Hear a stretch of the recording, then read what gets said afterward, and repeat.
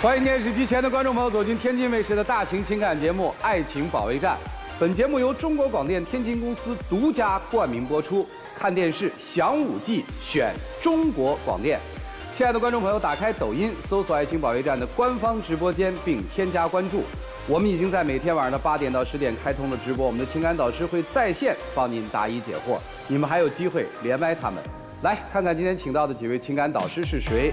他们是情感导师于博宏老师，欢迎；青年作家文吉尔老师，欢迎；相声演员曹鹤阳老师，欢迎；情感导师许巍老师，欢迎。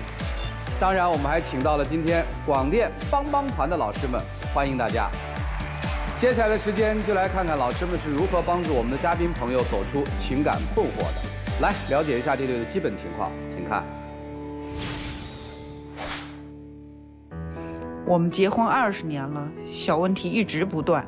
最让我接受不了的就是他在孩子的教育问题上太大男子主义了，很多时候还都是光说不做。这么多年了，我也觉得非常的委屈。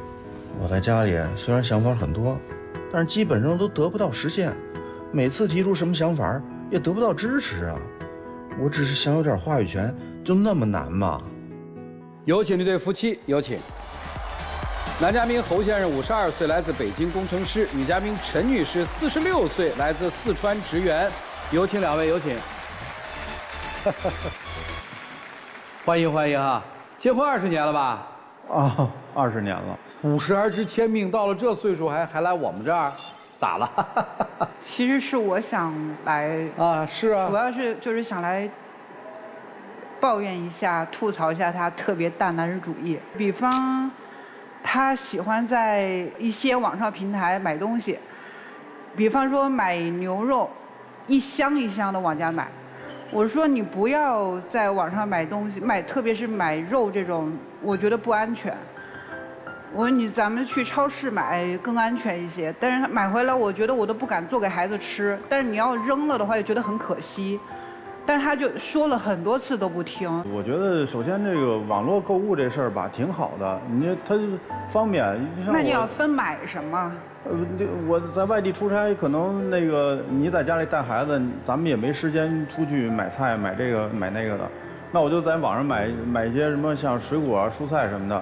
我觉得我觉得，因为咱也吃不了多少，比方你买个茄子、买丝瓜、买一箱完了以后，我们家加上2个孩子，孩子老大和老二都在学校吃，然后我们中午都不在家吃，晚上也就简单做一点吃，根本就吃不完，然后最后烂好多，扔了好多。他还说我说你给买那么多菜，你也不做，最后都扔了，你看多浪费。我觉得这不是个事儿吧？放冰箱里啊，你这不是关键说了很多回都不听。不是，我觉得这不是个事儿啊。这哪是个事儿？你倒回头一想，这个心我也不知道，是不是每个人这个思维方式不一样？反正我听你先生说，我挺感动的。就是一个男人知道自己不在家，经常不在家要出差，他惦记家里的人吃的好不好，他在网上买了他认为家里需要的东西。我觉得这个我听起来这画面特别温馨。这事儿不讨论了。还有好，比方那个我家不是2个女儿吗？老大是今年上高2了，她是小学的时候就给姐姐报的那个学记忆力，花了20来万吧。我觉得其实报那个东西没有太大的作用，因为妹妹今年要上1年级了，然后她现在居然还要给妹妹继续报这个，我就觉得很不能理解。这个东西我是这么理解的，就是老师在课堂上讲一遍都知识点，老师一节课讲45分钟，那一天下来有6门功课，他不能保证所有的知识点都能记得住，这时候他运用这个记忆力就可以能够运用到。你比如说我几个最简单的例子，就是他那个小学时候背一个质数，背质数100以内的质数，然后别的孩子呢都可能1个小时、2个小时才能背下来，但是我们家孩子可能3、5分钟就背下来了。我看到他那个记忆力是用另外一种完全不同的方法记忆，他是靠你的想象力来记忆的。交钱的智商税？我们没有，绝对是不会是智商税的。我也说句实话，就是我们家孩子中考的时候，那是660满分，那我们家孩子考了655分。我觉得这个完全能跟记忆力没有关系吗？我这个不太同意，你知道吧？我觉得没有关系。因为正是因为他在这个。而且我再重申一下，我绝对不允许妹妹也在学这个。不是，我恰恰相反的认为，我是认为这个恰恰能够那个影响到孩子这个未来的，他能让他达到一个更好的一个成绩。咱们这节目叫《爱情保卫战》。不是学霸辩论赛，我就觉得他什么事情都必须要让我来听他的，都觉得我是对的，我是对的，你的不对，那就让妹妹也接着学呗。我不同意。不是，那家里面这孩子的学习是归谁管啊？这学习呢是这样的，就是归谁管？得了吧，基本上就是他在床上躺着玩手机，我在弄妹妹学习，完了以后他走过来，手里拿着手机，横着屏过来说你应该这样这样，你应该那样那样，你这样不对。所以到底是这个您在反抗他对您的压榨呢，还是真觉得家里面的妹妹学这个记忆力没用呢？两方面吧。啊，我觉得那个老二和我们俩还是有分歧的。我认为就是游泳课挺重要的，因为什么呀？你看他学不到1年的时间，他那个开始的时候，在学游泳课之前的那个半年时间，他没有怎么长个儿，就个子一直没长。但是在学完游泳课的4个月之后，我没有说他游泳课不好，而是我只是说咱们也不想着把他往那个体育特长生上发展，就没有必要说一个星期非得他要求他一个星期去4次5次游泳课，因为他现在从周一到周日没有一天是闲着的。这个我觉得没有必要。我也没想让他往专业的路上走，但是我就觉得呢，如果他能够对身体这么好的情况下，那为什么不多学一点，让他身体那个最起码新冠病毒来了以后，他不用有那么大的频率去啊。那你去年的时候，他那个甲流阳了，最后不是恢复的挺快吗？你看别的孩子呢，他没学了呢，完了以后他一直没学的，他没学的该阳也阳，学了的该阳也阳了。他们班一共才去了4、5个孩子，剩下的都阳了呀。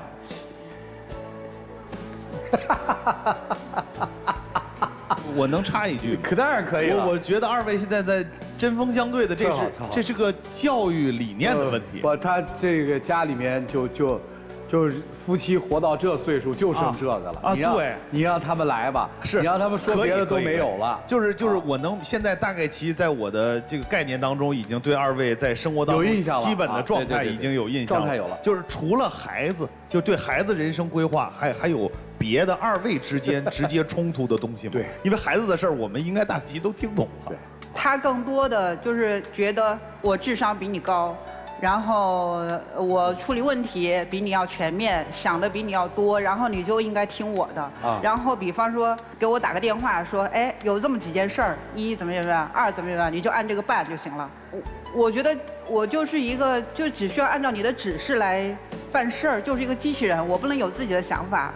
然后我就特别反感他跟我说话那个语气，就好像你是我领导，然后你来给我分配工作，我特受不了。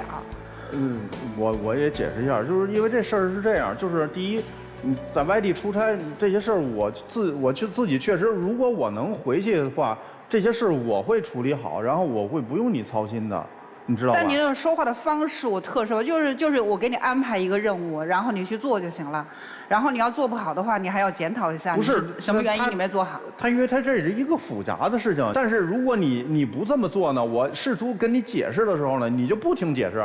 你就告诉我怎么做就行了，然后我就会告诉你1、2、3、4、5，然后你就行了，我知道了，就挺不耐烦的。结果最后做的时候，你谁那么跟你讲话，你会耐烦呀？你领导都这么跟你讲话，你只能忍。要是我这么跟你讲话，你会耐烦吗？我不耐烦，反正。可是你最后你没按照我这做，你不是还是没办成吗？没办成，那你还得让我检讨一下，然后是什么原因没有办成？没办成就没办成呗。不是，我就觉得我按照我这个肯定，因为我有成功的经验呀。我觉得你太大男人主义了，什么都得。不是，我就是一个机器人，我就不能有自己想法。不是这样的，但是可能因为工作或者其他方面的原因，然后我就抛弃了那种或者那种客套或者那种什么，我就直接的跟你安排了。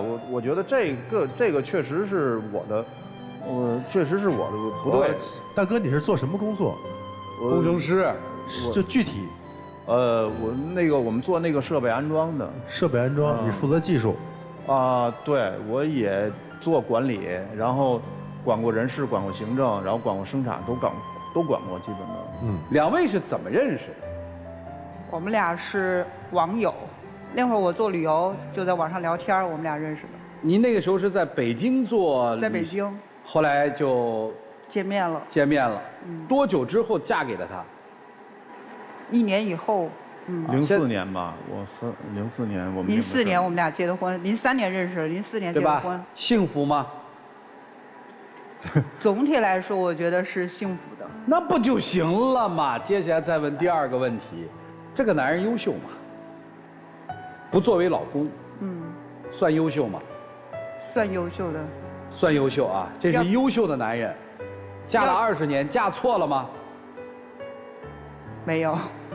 那你今儿跑到我们这儿来干嘛？拿我们开涮来了是吗？不是，就是想。想什么？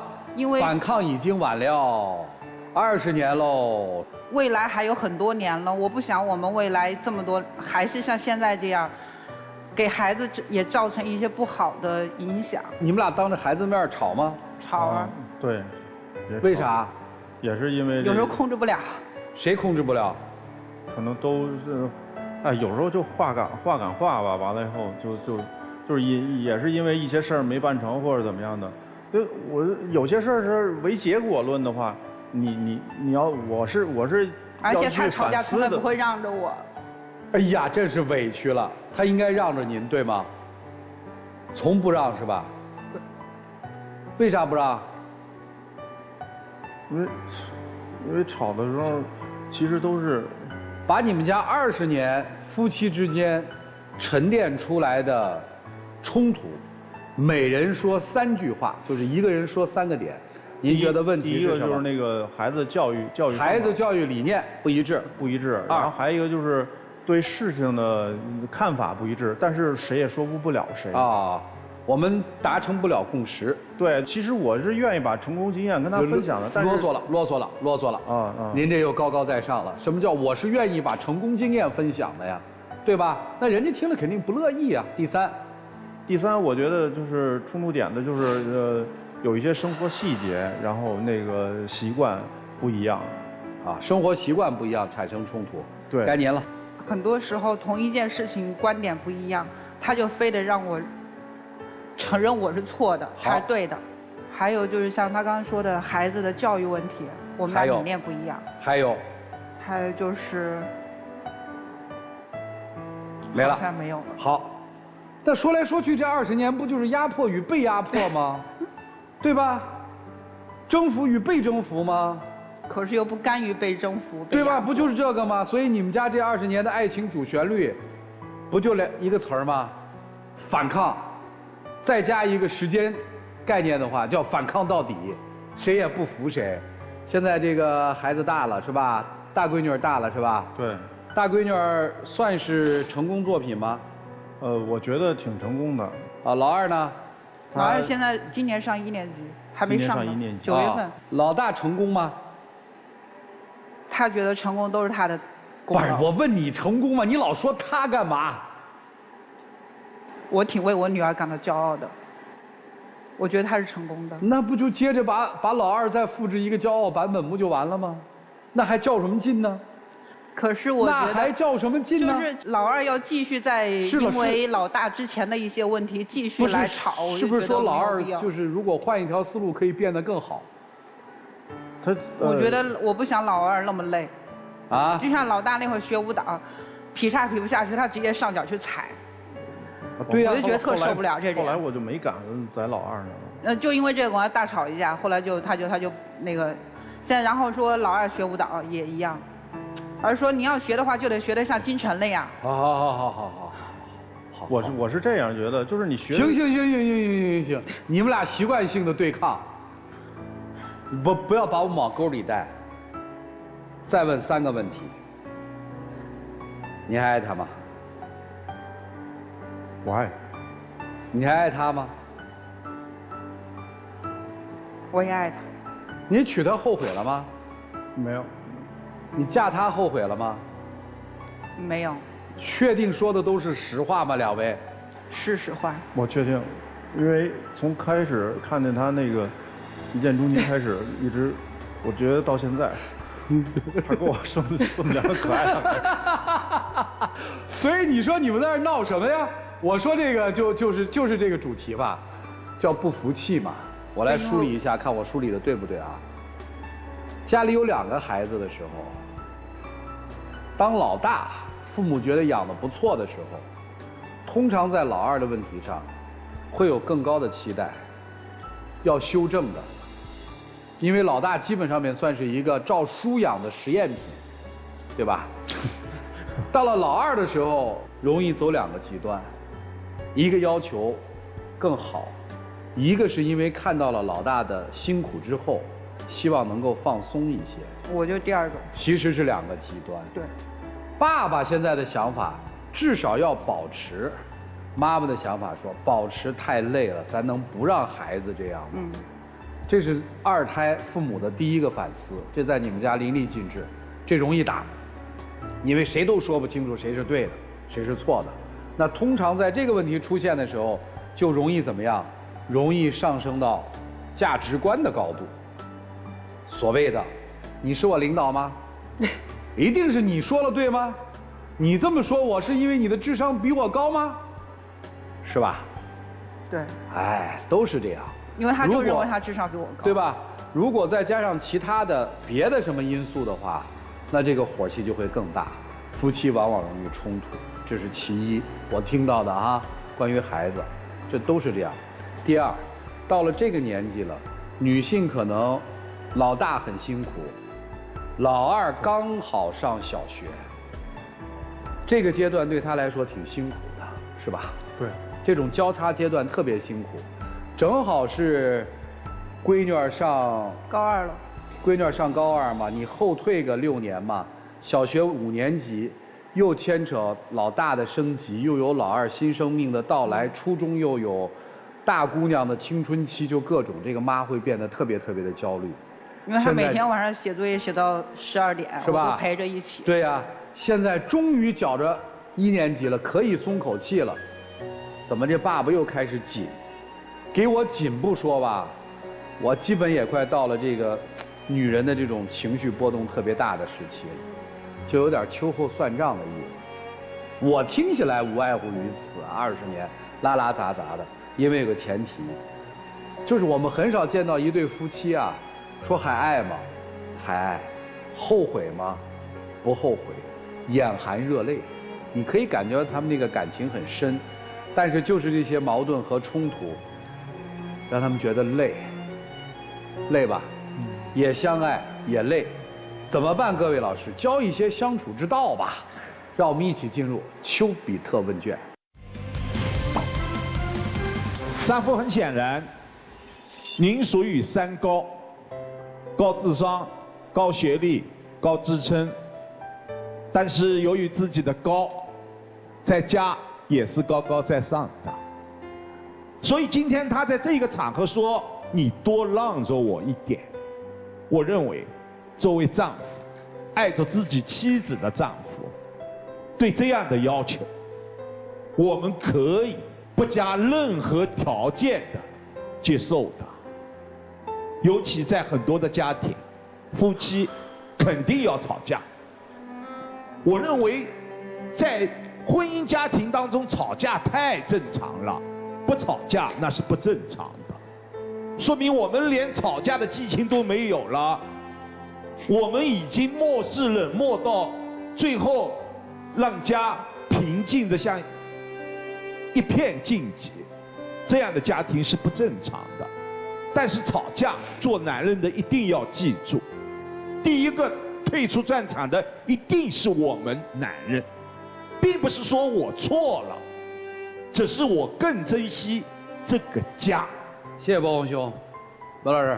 从我角度来看，我觉得第一点就是，我觉得你们首先要做的就是先维护好你们的夫妻关系。我觉得这是一切的根源。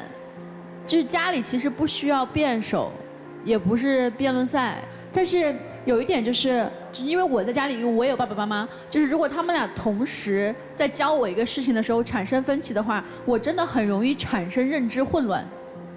所以我建议的是，就是如果你们俩，比如说是姐姐你先教了孩子，就算这个时候大哥，你有什么不同意见，你也不要在他教完了之后立刻来干扰他的讯息，否则你的孩子在接受讯息的时候，他会觉得说啊，那这样到底是对的还是错的？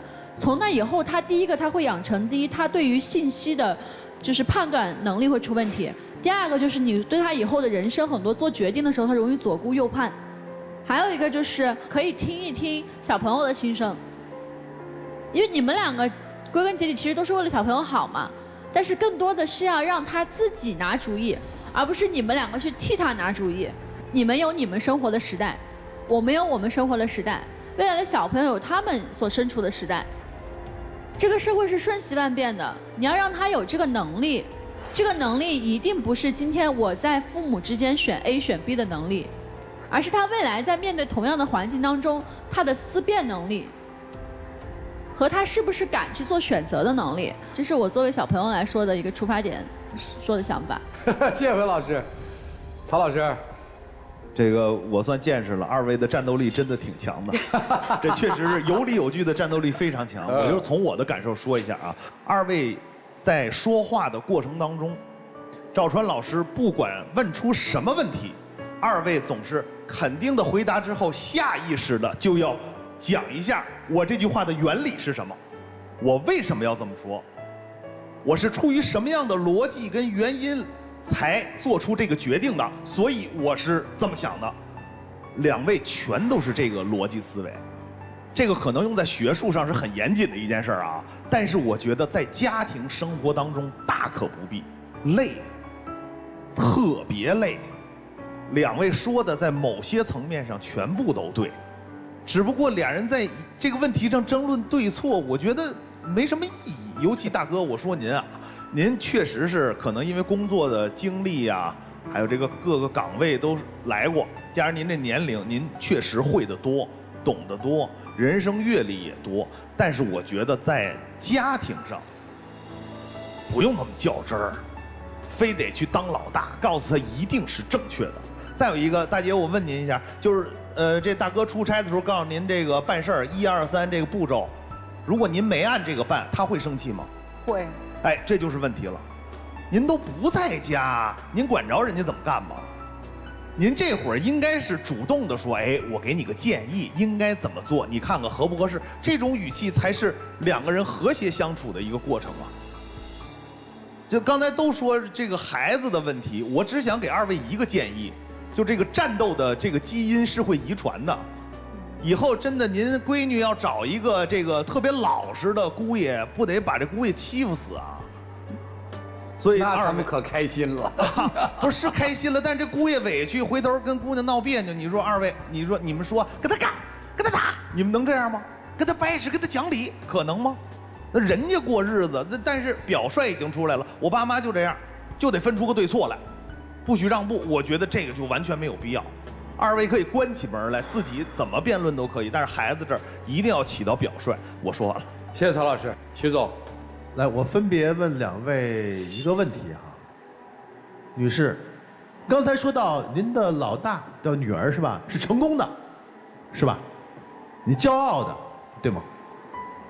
骗人。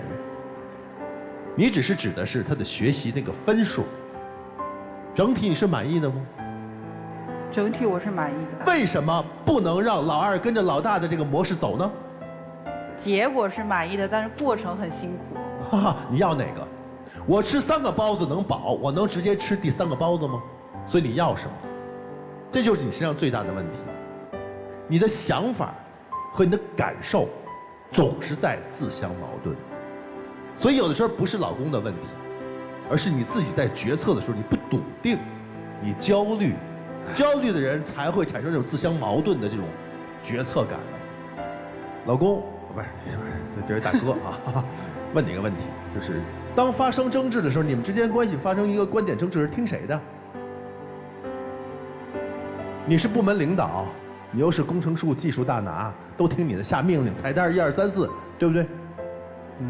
那你告诉我，到底最后听谁的？你们家里你们是50%啊，没有谁高过对方的权限一格，对吗？你得用你的高智商，然后去想办法去能够说服他，让他认同你，是不是？所以说，当你明白这个排序的时候，你就知道我们接下来的问题，你们的矛盾怎么去解决了。一个人的成功，一个孩子的成功，一个家庭成功，不是只看单项，要综合的，对吗？你即使让孩子的记忆力再强，但他自己的幸福感不够，请问他会觉得自己成功吗？如果他始终是在于父母争吵、矛盾频发的这种环境当中生长，他自己会觉得自己是成功的吗？你可能会觉得他成功，那是你在借助于孩子达成自己的目的和自己没有达成的那个期望，所以你是给到孩子他不应该去担负的责任，你就错了。对吗？我们真正的是让孩子能够快乐的、幸福感满满的去成长，是吧？就这样。谢谢曲总。来，帮帮团的老师那边还有。哎，你好，作为广电帮帮团，首先我其实挺想先肯定一下这位爸爸。我觉得您的这个父爱如山，不是说像雪山一样在那儿屹立着，您是真的参与到了孩子的成长。但是孩子的这个成绩不是您一个人的功劳。你也不能否认妻子的陪伴跟付出，所以呢，我认为这个家呀，它是一个讲爱的地方，它不是一个讲理的地方，所以我建议您也调整一下您的沟通方式，把这个我认为变成我建议，您试着这样去跟妻子沟通，然后多去肯定她。谢谢，来老师。婚姻20年，其实我觉得在这里面评判谁对谁错没有太大的意义。我们更多的探讨的是婚姻的相处之道。那给到2位的一个3句话：女生对男生多体谅对方的难处，您对他多包容对方的短处，2位共同多想对方的好处。那建议妻子，其实做一个无脑的小女人不好吗？在我听来，其实丈夫的这个决定吧，尤其是教育理念，其实它是有一套完整的系统性的思维逻辑的。那给到丈夫的建议就是，其实我觉得妻子跟您的争辩啊，更多的就是在您拿到结果的时候，您能由衷的对他说一句“军功章上有我的一半，更有你的一大半”，他要的就是这个。绝配，也绝对的痛苦，太较真儿了。你要想在家里面没有那么多烦心事儿，你知道怎么做吗？我不知道。老婆说什么就是什么呀，就家里面一定是一人主事，2人主事一定乱。放手不管了，老婆说干嘛就干嘛，那就是考验谁能够让步。家里面让步，其实我观察，生活里让步的都是力量大的人，就真强的人会让步。就男的在外人面前也好，你可以感受得到，他不是真弱，他是示弱。我表现得很弱，我是真弱吗？我是示弱。你今天在这儿说一句，你说老婆你智商比我高多了，快说一句。老婆，你智商比我高多了。哎，你这多好！还有什么？你说，你看乐的，还有什么？以后如果发生矛盾的时候，你让着我。我听你的。对，没有矛盾，你应该说没有矛盾，哪有矛盾？都听了哪有矛盾啊？行不行？这行不行？行不行？行。我跟你说，自己3个月以后就求你了，老公这事儿该怎么办？你就3个月，你看看，别人总觉得掌舵那个特别容易，因为掌舵的就发话的，我是摇橹的，我累。那摇橹的哪知道真掌舵的比摇橹的累多了，他得承担很多责任，他得做各种规划，对吧？学会了，行吗？行。你看我们这儿多好，我们这儿专门是给妇女同志找权利的，是吧？哎呦，高兴的。就是我们俩商量着来。这不商量，您说了算，你们俩没法商量。你看，你觉得管用吗？你看见了吗？你得这样，你较真儿，越吵是不是越拱火呀？哎呀，其实也挺让人羡慕的。结婚20年，爱不爱？深爱，后悔吗？感激吗？都能流出泪来，就这种情感的质量还是非常浓的。哎呀，剩下的时间留给你们吧，让我们一起进入192就要爱真情60秒。老婆， 20多年了，咱们俩已经有了一个很好的家庭，而且有明理的双亲，还有2个可爱的孩子。老大呢学习非常优秀，但是性格有些执着。老二呢，就是比较会体贴人、懂事，但是又比较淘气。20多年前，在婚礼上，你说我爱你，那今天我也回应一句，我爱你。我也爱你。呦，这太浪漫了，这个。从03年到现在，咱们俩相识、相知、相伴，我也从来没有后悔过。我希望我们以后多一点有效的沟通，把我们的小家经营得更好。我会配合你的。行，你看，你就得这样多好啊！你应该说我会听你的，什么我会配合你的，示弱啊！这个世界示强太容易了，得学会示弱，那是大智慧。谢谢2位啊，请回。哎呦，我都想跟着抹眼泪了。电视机前的观众朋友，欢迎通过金鹰 APP、天津 IPTV 网络电视、万事达手机客户端观看本期节目内容。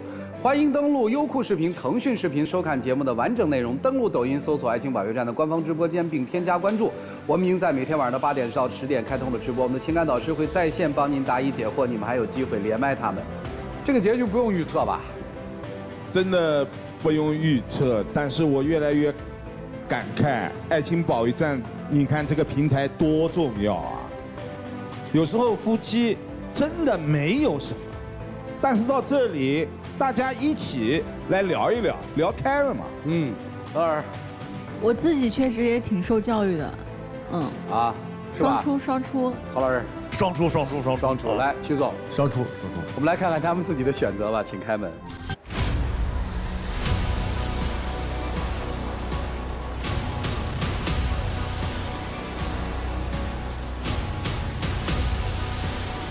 奔跑过去抱他。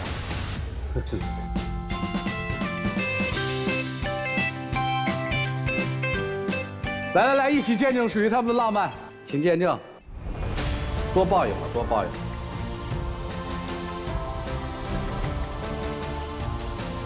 你以后对我好一点，让着什么都让着我。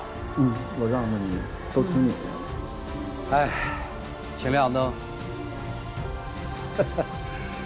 不就来这儿夺权的吗？都给你。哎呦，谢谢2位，祝你们幸福，相信你们幸福。谢谢。请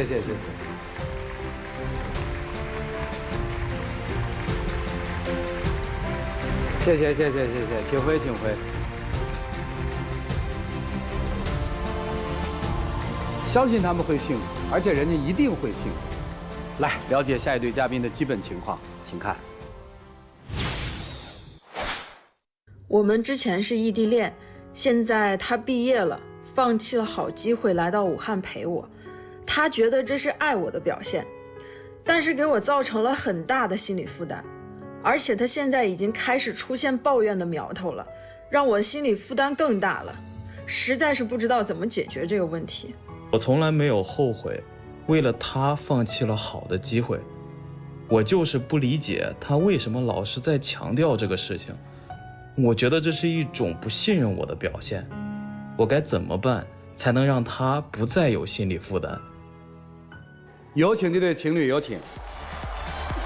张先生23岁，来自河南，医生；王女士22岁，来自河南，学生。有请2位，有请。欢迎2位哈，23岁就当大夫了？其实现在也是在实习阶段，然后在一家医馆工作。中医是吧？对，是的。不是挺好吗？长得又帅，又有一门手艺，对吧？今儿来干嘛？我们2个有些影响感情的一些小问题，但都不是特别大，所以我是想，还是和他继续下去，所以我才想来咱们这个舞台，然后让老师们解决一下我这个问题。明白了，今儿来抓方子的是吧？哎，是这意思。望闻问切啊，咱问吧，怎么了？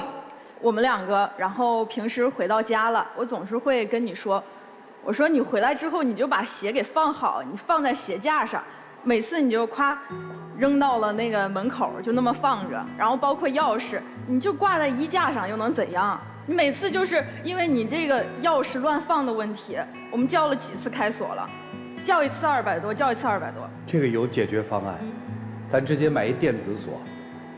钥匙这事儿我有同感。后来我们家真换了那个，你看数码是吧？对，都这样，都这样。我们家也是电子锁啊，都这样。对，这样比较方便啊。啊，对，你看什么都不用带了。对，所以你说的是一个很多男人可能就是这样啊，这问题不大啊，没事儿。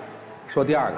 我是在武汉上学嘛，啊，然后呢，我们俩老家都是河南的，他是在河南上学，但是呢，他决定毕业之后就来武汉找我，就会让我压力很大，我会觉得说是我可能影响到你自己未来的发展了，我觉得我承担不了这个责任，我也在一开始我就告诉你，你应该以你自己为中心，而不是说我去哪儿你就要跟着我来哪儿。你不仅让我压力很大，我觉得也有影响到你的前途吧。我也只是想跟你能有一个伴儿啊，我也只是想在这个人生地不熟的地方，我能陪着你，我能一起，就最起码你在这个地方能有一个你熟悉的人，能够，就有什么事情你可以找到一个能开口说话的人。好，你说的这些，我当然能理解，我也特别感激你能这么想，但是日常生活中你做的一些事儿，包括说的一些话。每次在我听来就是，你为我付出了多少多少，你想让我给你一些反馈，但是又不是我逼你来的，我凭什么呢？举个例子，就比如说他在心情比较烦的时候，或者说是晚上我们俩见面了，然后他就会突然就是说，哎呀，我很想念当时上大学的时候怎么样的，我和我的朋友也都好久没见了，然后我为你来武汉，你看我离家有多么的远。就类似于这种话。我当然怀念我在大学期间的一些朋友，以至于在我们老家那些的一些朋友，然后他们过来找我玩，我觉得这也是我怀念我以前的一种方法呀。那他们来找我，我觉得我们适当的接待一下他们可以啊。但是你不能说是你朋友一来将近1个月，待那么长时间。住到我们那儿，我们一对情侣，然后他过来住了，是有点没边界感啊。就比如说那天晚上吧，我们说好了6点在家里集合见面，然后想着你朋友好不容易来一次，我们做饭给他吃。武汉嘛，小龙虾比较多，然后就去买了小龙虾什么的一些菜品，回来之后就要做。但是呢，人家一下到8点多才回来，然后说啊，我觉得迟到也无所谓啊。那我觉得朋友与朋友之间是可以相互包容一下的呀，并且人家之前也一直没有来过这个地方，然后第一次过来，那可能在外边留恋了一段时间，然后在外边看了一些好玩的，然后不及时回来，其实也可以理解呀。不是说我不理解，或者说是我不希望我们的朋友来拜访我们，那我朋友也来过吧，人家待个3、4天你就走了，而且人家也会说是拜访你们了，不好意思了，然后了带一些东西啊，或是怎么样的，就是很有边界感，人家也不会说是住在咱那儿吧。这个应该算他的朋友没有边界感。我希望是可以通过他，然后跟他朋友交涉一下。哦，就是男生的那种友谊和女生的有点不太一样，啊，真的，而理解吧，见谅吧。还有吗？也是朋友的这一类的相似的事情，就是你还记得我们俩刚在一起的时候，刚在一起没几个月吧，然后你的那个女闺蜜。就我很不理解，我们俩都在一起了，你们俩为什么还要晚上打视频呢？然后一打还是20、30分钟，1周你就要打好几次吧？但是我跟你解释过呀。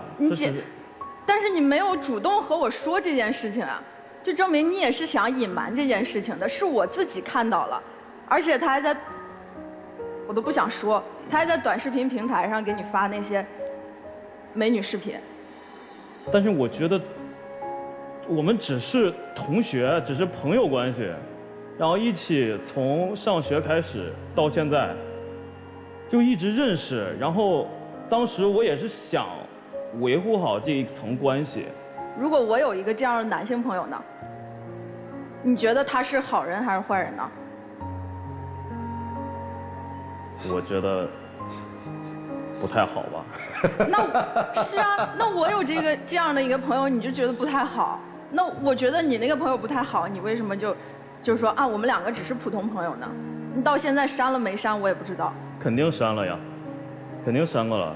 所以说你说的每一句话我都有记在心里，然后我也都有去付出行动去改善，能够让咱们两个之间的关系达到一个更好的一个状态。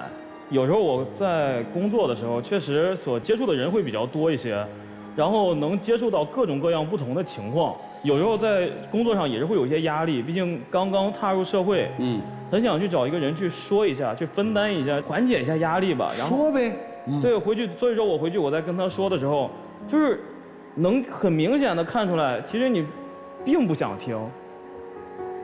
我不知道为什么，就是感觉你对我的这个工作状态、工作环境就是没兴趣。对，就觉得没有参与感。对，是的。其实我是想听到你安慰我几句也好。我不是说不想听你说或者怎么样的，你也说了你上班很累。那我上学，我每天也早八晚八，我也很累。我在外面还要社交，然后我回来之后，我也想歇一下，不想说那么多话。我自己也有烦心事，但是我不会一股脑的全部倾泻给你，因为我也不想让你因为我的事情心烦。但是我愿意去听啊。可能这就是我们两个处理这件事情不同的方式吧。还有吗？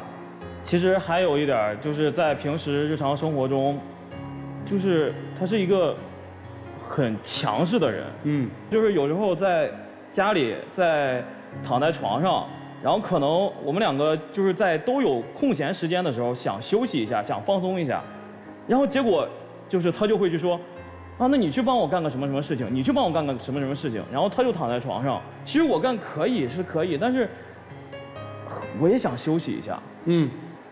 就是还有的时候，因为我是比较喜欢做饭的那一类，就是我没事就喜欢捣鼓那些吃的呀什么的，然后有时候做完饭之后就端到他身边了，然后他就会，就是哪怕你说一句，哎呀，你辛苦了，你做饭辛苦了，你做的饭真好吃，然后但是每次把饭端上去之后，他就会说，啊，你这个不好吃，你辣椒放多了，你醋放多了，你盐放多了，就是我听不到一个赞扬、激励。对，是的，是这样吗？你只是实话实说而已。你们俩之间哪有那么虚伪，是吧？是。好就是好，不好就是不好嘛，关键还要入嘴，是这么想的哈。好，我帮你问个问题，姑娘啊，在武汉医馆里实习的怎么样？逐渐上升吧。好，行 ，OK， 那这个问题我就知道了。就是我觉得他还是要以自己的发展为重，包括这些生活的小细节，我觉得是磨合一下。一个虚伪的女人还是可以的。你们俩分手得了。在武汉，他如果跟你分手了，是留在武汉还是走？我还是会选择留在武汉吧。也就是说，第一个问题我们先解决了，你不要有那么大的压力啊，就是你也没那么大的魅力。现在武汉的魅力比你大，啊，或者说工作的魅力比你大。他是你心目当中的理想的伴侣型吗？不是吧？这女孩很冷静，对吧？是的。换而言之就是很冷。是的。这是你能感受到的吧？能感受到。你感受不到她的热情吧？你描绘一下你心里面的那个女生什么样？女生自己去做对照，男生描述。其实我希望的，更是一个我平时在工作之余，能够听我说话，能够哄我开心，然后，当我在为他做一些事情的时候，他更愿意去赞扬我、表扬我，然后可以给予我一个最积极鼓励的一个态度，让我能更好的面对生活的压力。所以你都不是，对吧？你喜欢他吗？我喜欢。喜欢他什么？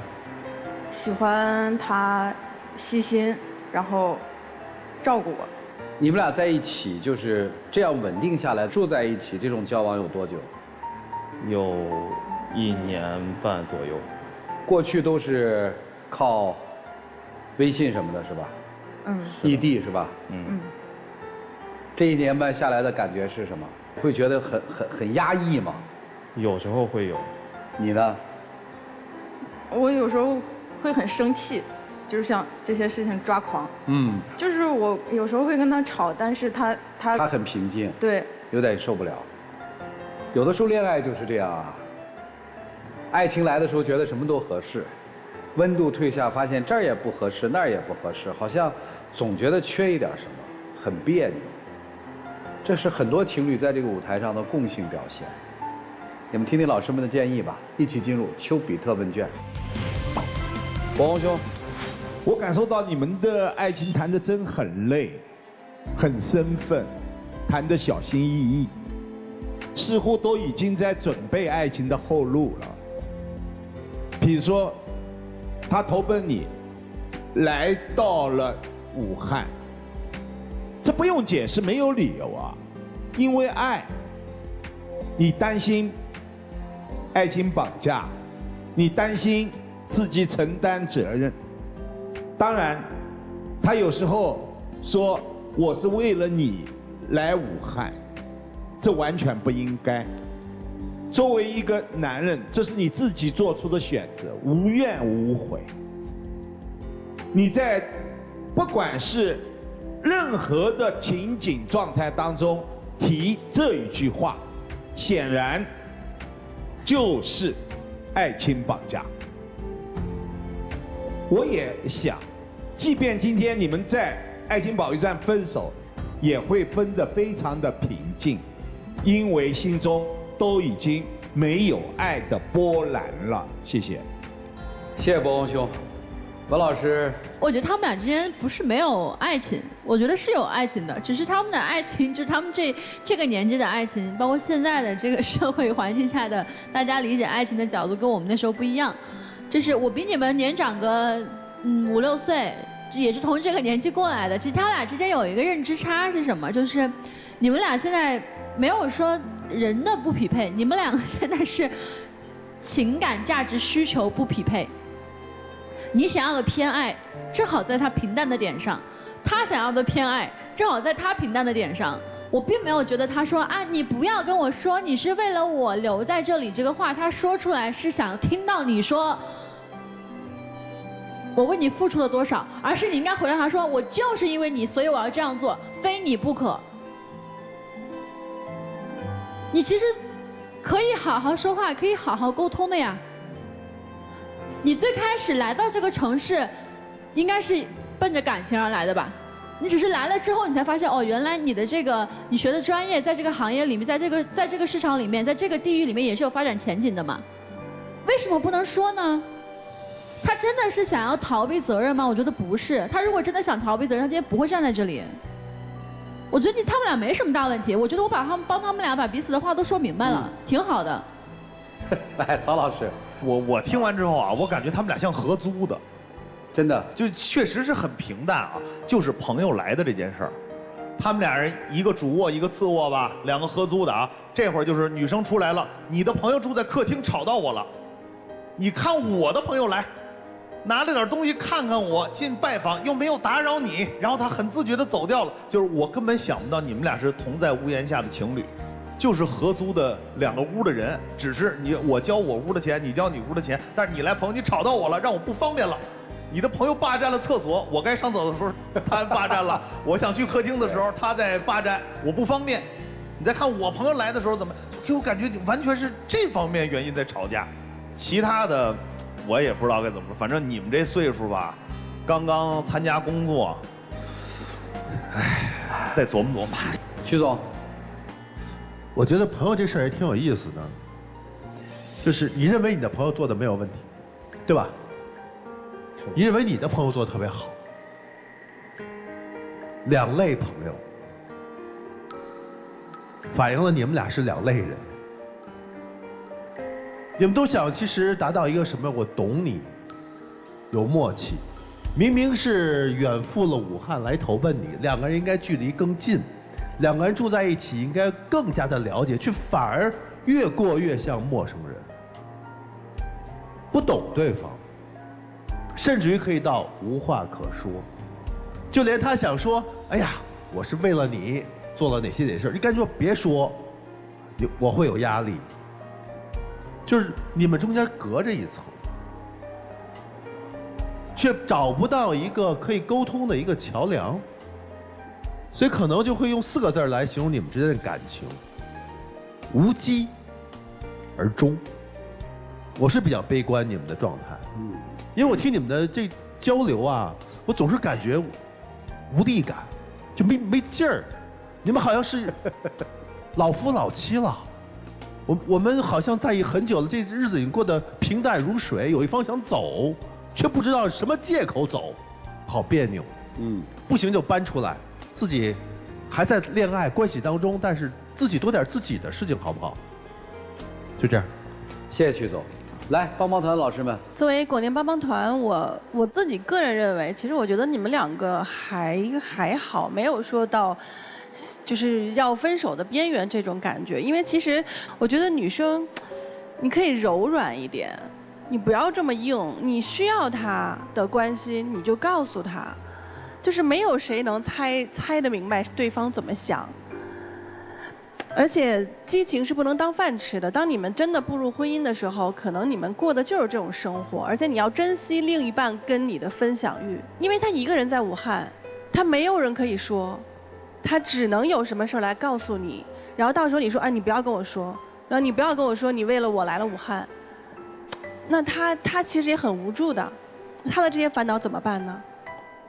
我觉得你们应该都互相调整一下沟通方式。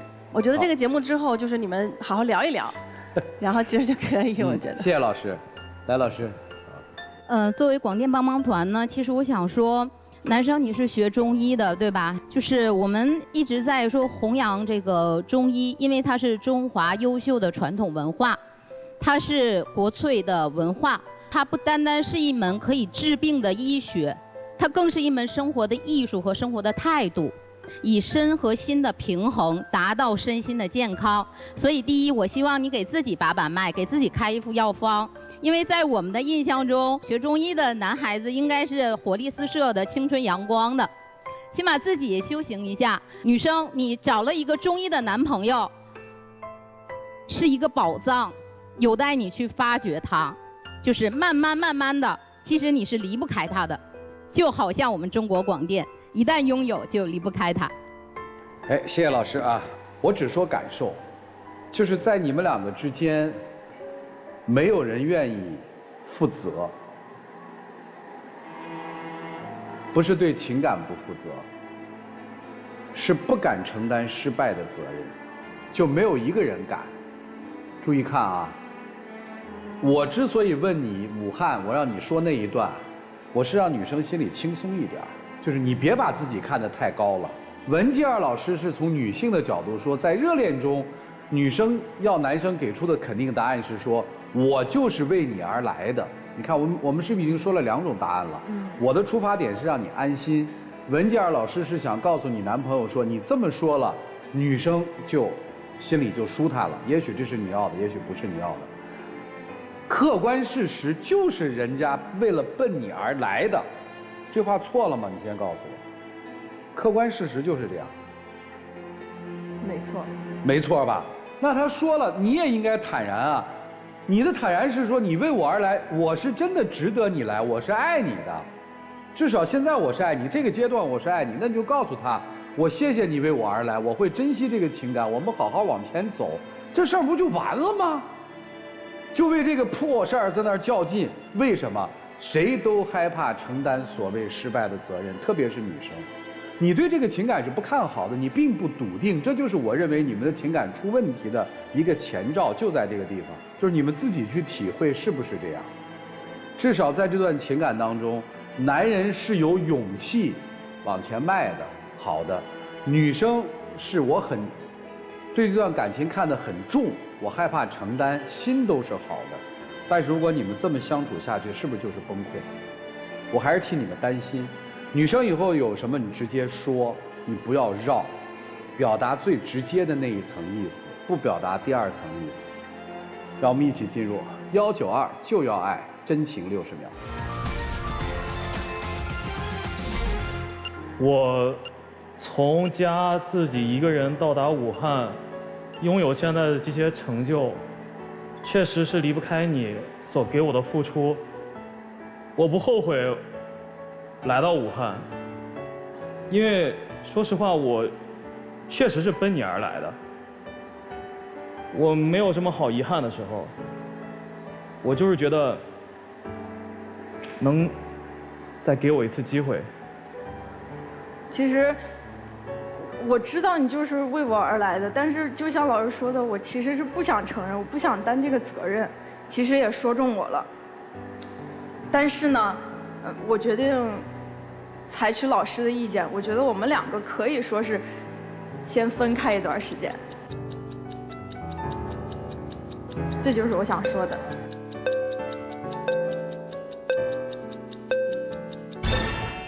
谢谢2位，请回。哎，请回。电视机前的观众朋友，我们栏目的唯一官方报名热线是0223606301，有情感困惑的观众可以来电报名，不收取任何的费用，小心被骗。这可不好猜，年轻人有的说的都是上头话。但是有一点非常好，女生终于在60秒的时候，把平静背后那个波涛汹涌的话，她自己口中说出来了。我还是认为男出女不出。我猜双不出。曹老师，我现在我不担心女生，因为女生刚才很肯定的说咱们分开一阵儿，她应该不会出来了。我现在担心男生，大家预测是男生会出来吧？但是我是觉得他们俩这个性格跟沟通方式啊，男生如果听到女生很肯定告诉咱们俩分开一阵的话，男生没准也不出来了。我说双不出，男出女不出。行，我们来看看他们自己的选择，请开门。我们来看看他们自己的选择，请开门。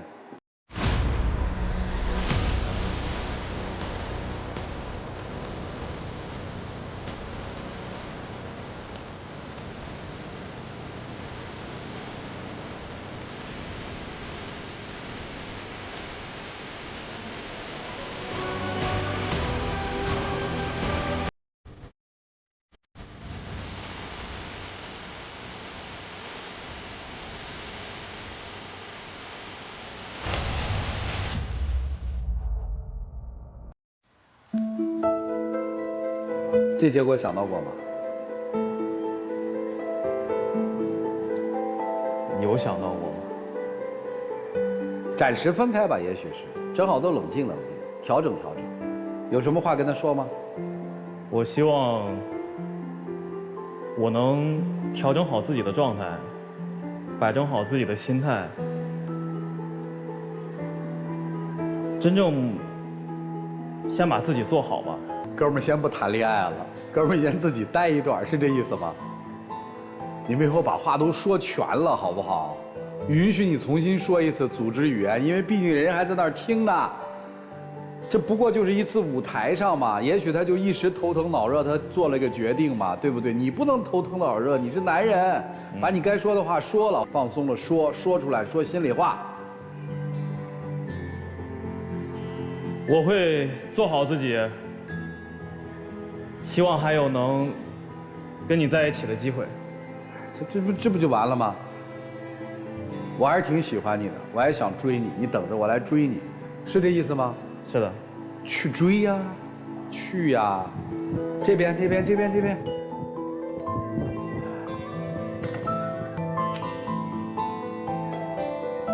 本节目由中国广电天津公司独家冠名播出，看电视享五 G 选中国广电。